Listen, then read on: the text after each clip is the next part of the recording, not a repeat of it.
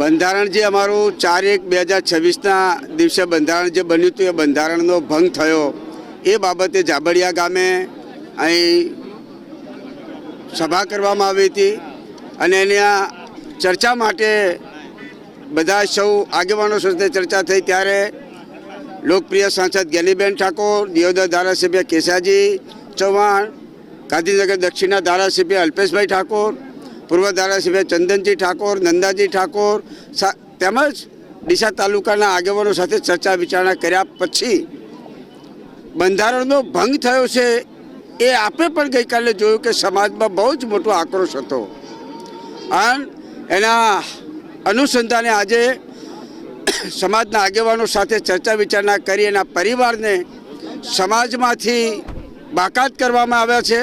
સમાજ આમના સાથે કોઈ પણ જાતનો વાણી વર્તન કે વ્યવહાર ન કરે એ નિયમ નક્કી કરવામાં આવ્યો છે, આપણે જાણ્યું પણ છે।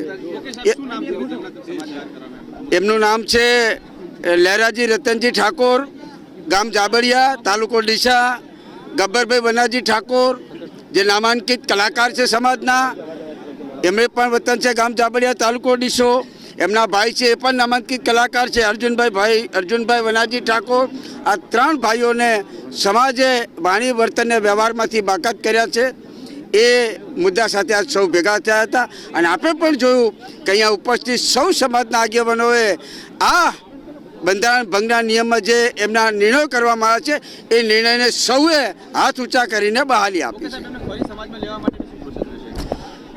4/1/2027 સમાજના બંધારણ વિશે ફરીથી સમાજના સૌ આગેવાનો સાથે ચર્ચા વિચારણા કરી અને બંધારણનો ભંગ કર્યો છે, પરિવાર માટે શું કરવું એ જાબડિયા ગામની ગામ સમિતિ નક્કી કરશે।